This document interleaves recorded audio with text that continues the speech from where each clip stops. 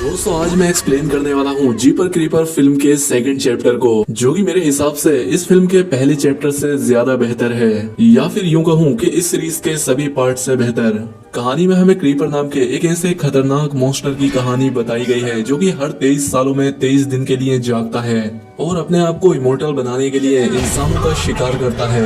Film की शुरुआत यही बताते हुए होती है कि 23 सालों के बाद क्रीपर फिर से जाग गया है और उसे जागे हुए 22 दिन हो गए हैं, यानी कि उसके पास एक और दिन है। फिल्म की शुरुआत होती है और हमें बिली नाम के एक बच्चे को दिखाया जाता है जो कि अपने खेतों में स्केरक्रो लगा रहा होता है। यहाँ पर हम उसके फादर को भी देखते हैं जिनका नाम जैक होता है। वो से कहते हैं कि तुम जल्दी से अपना काम पूरा कर लो। यहाँ पर उनका एक डॉगी भी होता है जो कि किसी को देखकर बार बार भौंक रहा था।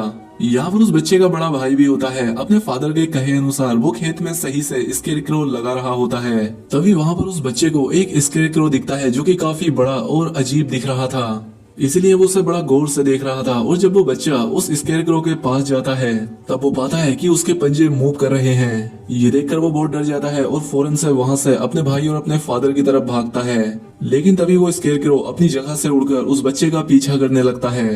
दरअसल वो कोई स्केरक्रो नहीं होता बल्कि वो क्रीपर होता है जो कि अपने शिकार के लिए निकला था। वो छोटा बच्चा चीख चीख कर अपने फादर को आवाज लगा रहा होता है। उसके फादर भी उसकी आवाज सुन लेते हैं और वो एक गन लेकर अपने बड़े बेटे के साथ उसे ढूंढने के लिए जाते हैं। खेतों में जाकर वो देखते हैं कि कोई अजीब सी चीज बिली को अपने साथ खींचकर ले जा रही है।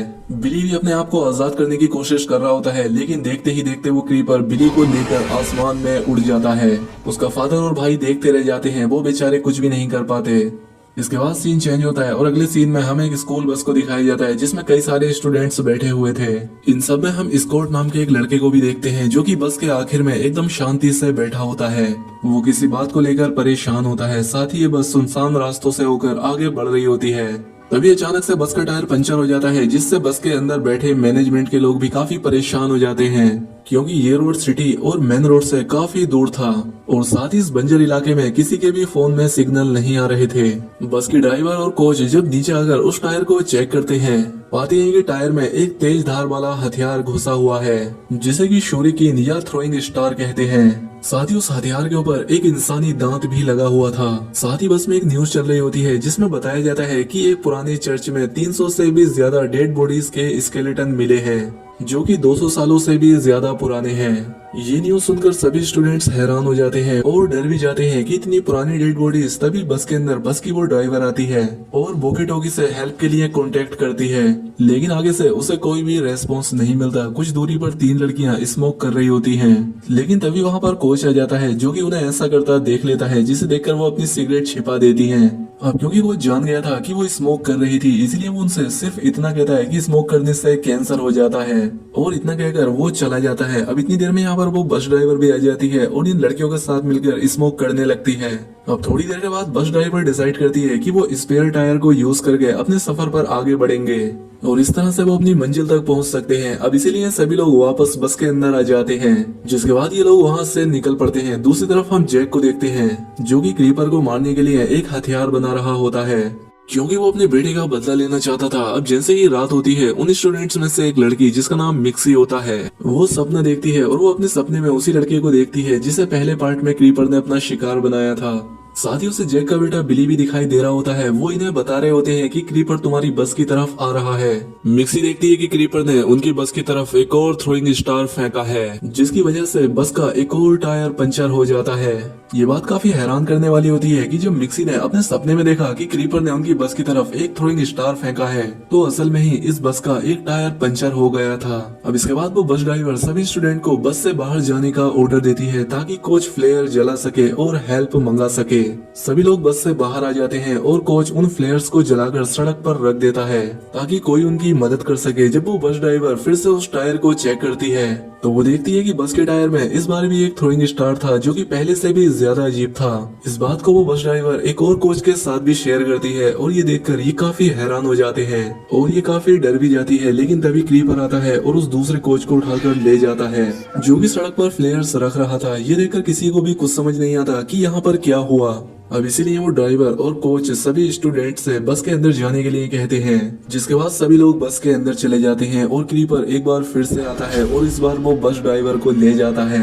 उन सभी स्टूडेंट में से एक लड़का ये देख लेता है और वो काफी डर जाता है। कोच उस लड़के से पूछता है कि बताओ क्या हुआ, जिस पर वो कहता है कि कोई उड़ने वाला क्रीचर ड्राइवर को ले गया।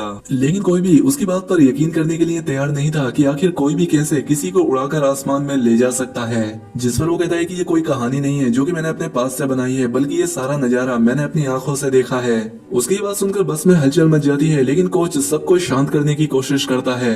लेकिन तभी वो क्रीपर फिर से आता है और उस कोच को भी पकड़ लेता है। वो उसे अपने साथ ले जाने लगता है। यहाँ पर कुछ स्टूडेंट उसे बचाने की कोशिश करते हैं, लेकिन वो इसमें नाकाम रहते हैं और क्रीपर उसे उड़ाकर अपने साथ ले जाता है।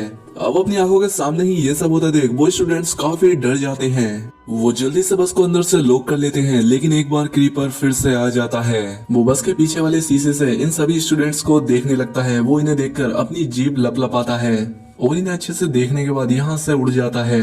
ये देखकर मिक्सी एक बार फिर से बेहोश हो जाती है और इस बार उसकी आंखें एकदम वाइट हो जाती हैं। यहाँ पर वो एक सपना देखती है जहाँ पर वो खेतों में एक स्केयर क्रो को देखती है। यहाँ पर वो एक बार फिर से क्रीपर को देखती है और साथ ही पार्ट 1 वाले लड़के डेरी को भी, जो यहाँ पर कुछ गा रहा होता है। जिस पर मिक्सी उससे पूछती है कि तुम क्या कर रहे हो, जिस पर वो कहता है कि वो 23 साल बाद 23 दिनों के लिए खाने के लिए जागता है। जिस पर मिक्सी उससे पूछती है कि वो क्या खाने के लिए जागता है, जिस पर डेरी उसे जवाब देता है कि हम इंसानों को।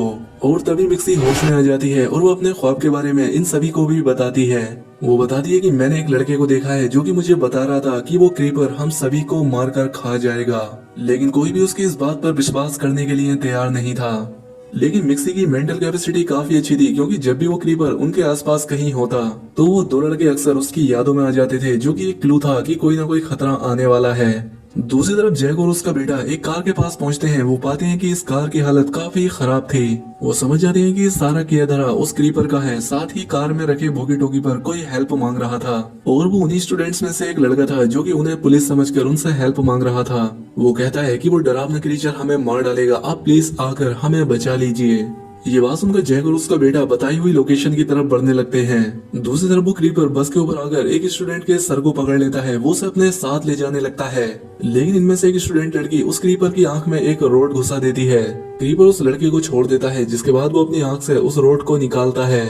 उस रोड के साथ उसके सर का आधा हिस्सा भी निकल जाता है, लेकिन फिर भी वो जिंदा होता है। जिसके बाद वो आसमान की तरफ उड़ जाता है, जिसके बाद काफी जोर से वो बस के ऊपर आकर गिरता है। स्टूडेंट्स को लगता है कि शायद क्रीपर मर गया है। बस की खिड़कियां टूट गई थी, जिनमें से कि क्रीपर का पंख अंदर आ रहा था। अब एक लड़का उस पंख को पकड़कर उसकी मजाक बनाने लगता है। तभी क्रीपर उस लड़के को पकड़ लेता है और उसका सर ही उसकी बॉडी से अलग कर देता है। अब उनमें से एक लड़की देखती है कि क्रीपर खुद ही अपना सर अलग करके फेंक रहा है और वो उसी स्टूडेंट के सर को अपनी गर्दन पर लगा लेता है। और ऐसा करने के बाद वो उड़कर वहाँ से चला जाता है। उसके यहाँ से जाते ही ये लोग मौके का फायदा उठाकर बस से निकलकर भागने लगते हैं, ताकि ये लोग अपने लिए सेफ जगह ढूंढ सकें। और अब क्रीपर पीछे से उन स्टूडेंट्स का शिकार करने लगता है, जिसके बाद वो अपना एक नाइफ स्कॉट को मारता है, जिसकी वजह से स्कॉट एक पेड़ में फंस जाता है।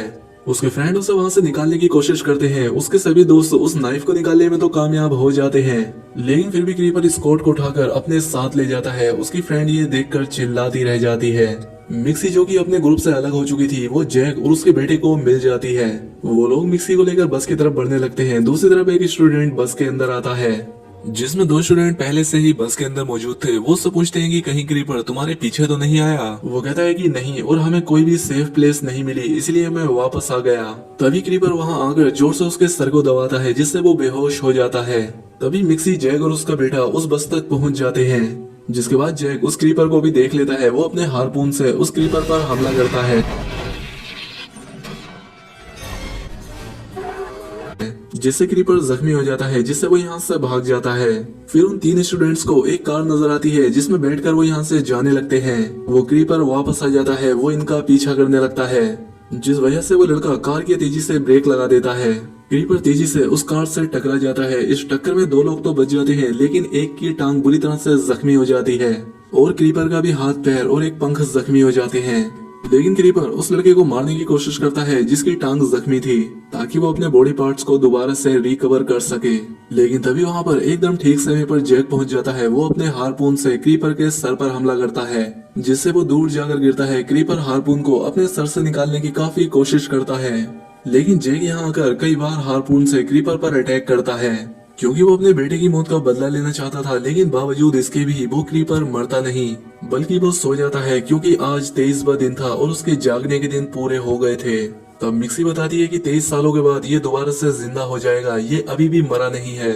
जिसके बाद सीन चेंज होता है और हमें 23 साल बाद का समय दिखाया जाता है, जहाँ पर कि कुछ स्टूडेंट जैक के घर पर उसी क्रीपर को देखने के लिए आए होते हैं। लेकिन यहाँ पर क्रीपर का सिर्फ स्केलेटन था। जहाँ पर हम जैक को देखते हैं जो कि अब काफी बूढ़ा हो गया था और 3 दिन बाद क्रीपर को फिर से जागना था और जैक उसका इंतजार कर रहा था कि जैसे ही 3 दिन बाद क्रीपर फिर से जिंदा होगा वो अपनी हारपून से उसे फिर से मार देगा। और इसी के साथ ये फिल्म यहाँ पर खत्म हो जाती है।